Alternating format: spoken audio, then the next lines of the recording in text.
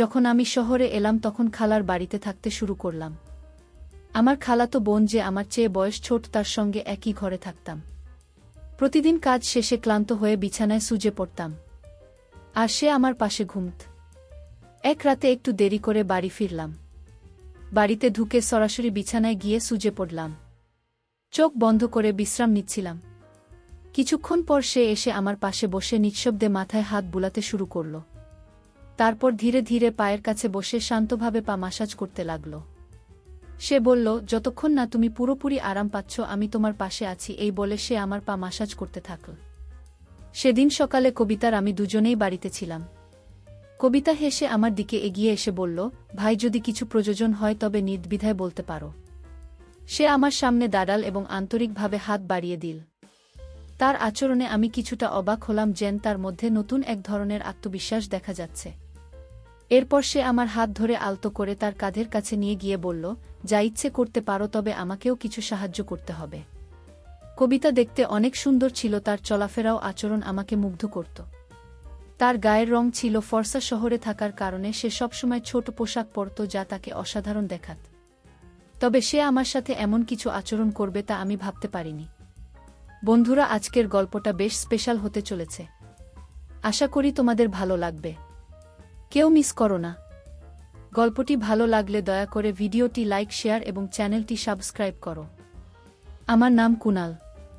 যে ঘরে থাকছিলাম প্রথমে ভেবেছিলাম কবিতা আমার চেয়ে বেশ ছোট, কিন্তু পরে বুঝলাম তেমন নয়।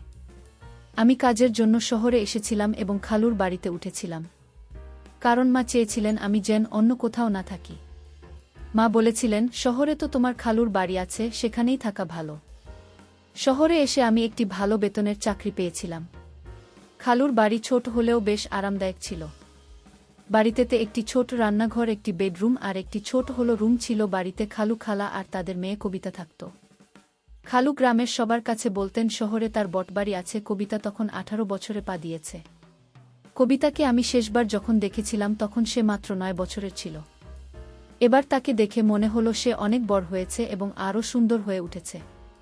খালু আমাকে দেখে বেশ খুশি হয়েছিলেন, কারণ মা আগেই তাকে জানিয়ে রেখেছিলেন আমি কিছুদিন শহরে তাদের বাড়িতে থাকব। যদিও আমার ভালো বেতনের চাকরি ছিল, মা সবসময় বলতেন অন্য ছেলেদের সাথে থাকলে আমি হয়তো খারাপ হয়ে যাব। তাই মায়ের ইচ্ছাতেই খালুর বাড়িতে থাকার সিদ্ধান্ত নিয়েছিলাম। খালুর বাড়িতে কবিতার জন্য একটি ছোট্ট ঘর ছিল যেখানে সে থাকত, আর খালু খালা নিজেদের হোল রুম এ ঘুমোতেন। আমি খালুকে বলেছিলাম মাঝে মধ্যে কাজ করতে করতে দেরি হয়, তাই আলাদা ঘরের প্রয়োজন। খালু বললেন, আমি চাই তুমি জানো কবিতার ঘরেই থাকো। কবিতা তখন কিছুদিনের জন্য হলে চলে গিয়েছিল, আর আমি তার ঘরে থাকতাম। কয়েকদিন পর হলে কবিতার ঘুম ঠিকমতো হচ্ছিল না, তাই সে আবার ঘরে ফিরে এল। এরপর থেকে আমরা একসঙ্গে ঘুমোতাম। কবিতা দেখতে সুন্দর এবং তার বয়সও বাড়ছে। সেই রাতগুলোতে কখনো ঘুমের মধ্যে ভুল করে আমার হাত তার দিকে চলে যেত, কিন্তু আমি দ্রুত নিজের হাত সরিয়ে নিতাম। এক রাতে অনুভব করলাম সে যেন আমার পাশে আরও কাছে এসে শুয়ে আছে। ভেবেছিলাম হয়তো কাকতালীয় ঘটনা, তবে পরের রাতগুলোতেও এমন অনুভূতি হচ্ছিল। খালুর বাড়িতে থাকতে থাকতে 20 দিন পার হয়ে গেছে, আর এই সমাজে কবিতা আমার খুব কাছের মানুষ হয়ে উঠেছে। মাঝে মধ্যে আমরা অনেক রাত জেগে গল্প করতাম। কবিতা আমার বিষয়ে জানার জন্য বেশ আগ্রহী ছিল, যা আমাকে বারবার ভাবায়। খালা আমাদের কথা বলতে দেখলেও কিছু বলতেন না, কারণ তিনি আমাকে বিশ্বাস করতেন। এক রাতে আমি দেখলাম কবিতা তার ফোনে কিছু দেখছে। কৌতূহলবশত তার ফোনে উকি দিতে গেলাম, কিন্তু সে সঙ্গে সঙ্গে ফোন বন্ধ করে দিল। আমি মজা করে ফোনটি দিতে বললাম, কিন্তু সে না দেওয়ার জন্য অনুরোধ করল। কিছুক্ষণ পরে দেখি সে ঘুমিয়ে আছে, তার ফোনটি মাথার পাশে রাখা ছিল। আস্তে করে ফোনটি হাতে নেওয়ার চেষ্টা করলাম। তখন সে পাশে ফিরল আর আমার হাত তার গায়ে পড়ল। তার মুখে মৃদু হাসি দেখে বুঝলাম সে আসলে ঘুমায়নি। কিছুক্ষণ পর আমি চুপচাপ ঘুমিয়ে পড়লাম। এরপর কিছুদিন কেটে গেল এবং আমার মাসিক বেতনও এসে গেল। খালুর বাড়িকে নিজের বাড়ির মতো মনে করে কবিতার জন্য একটি নতুন পোশাক, খালুর জন্য ফরমাল পোশাক আর খালার জন্য একটি সুন্দর শাড়ি কিনে বাড়ি ফিরলাম। খালা খুব খুশি হলেন, আর কবিতা আগের চেয়ে অনেক খোলামেলা কথা বলতে শুরু করল। এক রাতে পানি খেতে উঠে দেখলাম কবিতা পাশে নেই। ঘরের দরজাটাও খোলা, বাইরে গিয়ে দেখি রাত তখন 2টা।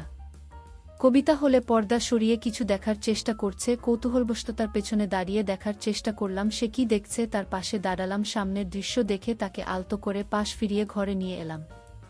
আমি বললাম, কবিতা, এটা ঠিক নয়। রাতের এই সময় এমনটা করা মোটেই সঠিক নয়। কবিতা আমার কথায় লজ্জা পেল এবং দ্রুত ক্ষমা চেয়ে বলল, ভাইজান, দয়া করে এই ব্যাপারটি নিয়ে কাউকে বলো না। আমি আর কক্ষফে এমন করব না। আমি কিছু বুঝতে পারছিলাম না। আসলে কবিতার ভুলটা হয়তো খুব বেশি ছিল না। খালু খালার মেয়েটা বড় হয়ে উঠেছে, তাদের এখন কিছুটা ব্যক্তিগত জায়গার প্রয়োজন। পরের দিন আমি খালুকে বললাম, খালু, এখন সময় এসেছে একটা বাড়ি কেনার কথা ভাবার। কবিতা বড় হচ্ছে, ওর নিজের একটা আলাদা ঘর দরকার। বাড়ি হলে সবার জন্য ভালো হবে। খালু হেসে বললেন, 3জন মানুষের জন্য বড় বাড়ির দরকার নেই। তুমি এসে চতুর্থ হয়েছ, কিন্তু আমাদের এখনো কোনো অসুবিধা হচ্ছে না। তাহলে বড় বাড়ির প্রয়োজন কেন? খালুরের কথা শুনে আমার মুখটা একটু মলিন হয়ে গেল। ঠিক তখনই আমার ফোন বাজল। ফোন এমা ছিলেন। মা বললেন, তোমাকে একটি মেয়ের ছবি পাঠিয়েছি, দেখে বলতো কেমন লাগছে। আমি মাকে জানালাম মেয়েটি দেখতে বেশ ভালোই লেগেছে। এতে মা খুশি হয়ে জানালেন 20 দিনের মধ্যে বিয়ের ব্যবস্থা করবেন। 20 দিন পর আমার বিয়ে হয়ে গেল। কিছুদিনের ছুটি কাটিয়ে আমি আবার কাজের জন্য শহরে ফিরছিলাম। তখন মা বললেন, তোমার স্ত্রীকে সঙ্গে নিয়ে যাও। এরপর আমি আমার স্ত্রী তানিয়াকে নিয়ে শহরে চলে এলাম। প্রথমে আমরা খালুর বাড়িতে উঠলাম। কবিতা তখন তার ঘর ছেড়ে বাবা মায়ের সঙ্গে হলো ঘরে ঘুমাত, আর আমাদের ঘরটি আমাকে আর তানিয়ার জন্য ছেড়ে দিল। তানিয়াকে নিয়ে শহরে আসার 3য় দিন পার হচ্ছিল। এরপর হঠাৎ এক রাতে কিছু অপ্রত্যাশিত ঘটনা ঘটল। আমি যখন তানিয়ার পাশে ঘুমাচ্ছিলাম, হঠাৎ দেখি হলো ঘর থেকে কেউ উকি দিচ্ছে। তাকে দেখে আমি দ্রুত উঠে বসলাম। আমাকে উঠতে দেখে সে চুপচাপ সরে গেল। তখন আমি ভাবতে লাগলাম, যদি তানিয়া এই শহরের পরিবেশে মানিয়ে নিতে পারে, তাহলে আগামী মাসে আলাদা থাকার জন্য একটি ঘর খুঁজে নেব।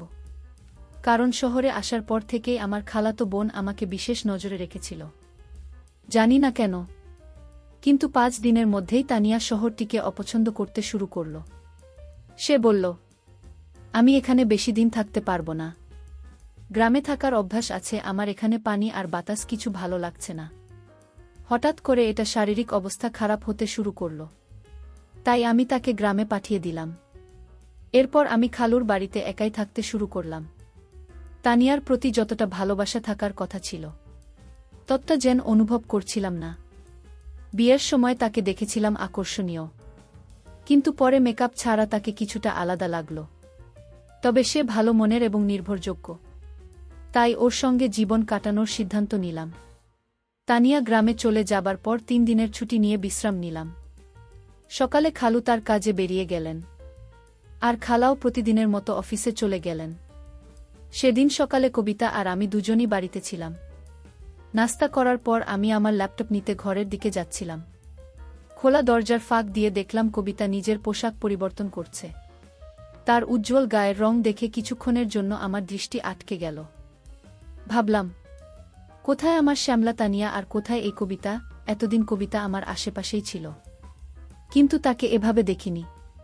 কিছুক্ষণ পর আমি যখন ঘর থেকে বের হলাম, তখনও তাকে দেখছিলাম, আর মনে হচ্ছিল সে সত্যিই অসাধারণ সুন্দর।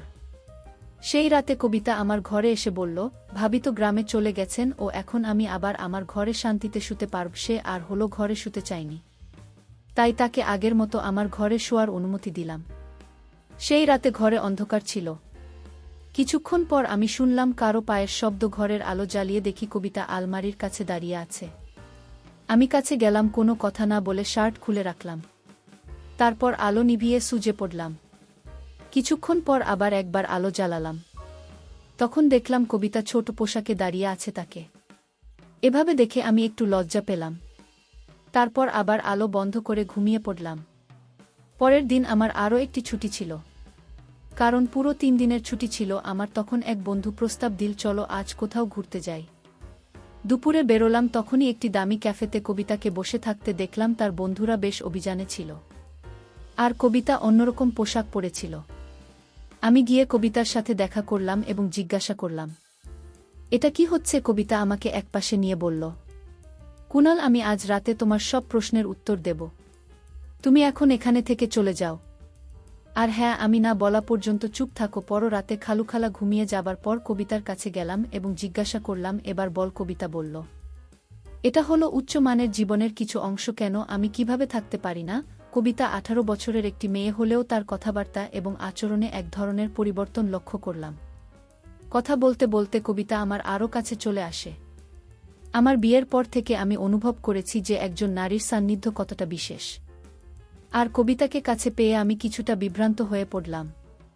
তবে নিজেকে সামলে নিয়ে আমি তাকে কিছুটা দূরে সরিয়ে দিলাম। সেদিন রাতে আমি তাকে দূরে রেখে শুতে পড়লাম এবং সকালে ওঠার আগেই ঘর থেকে বেরিয়ে গেলাম। আমি বসা ঘরে বসে সকালে নাস্তা করছিলাম।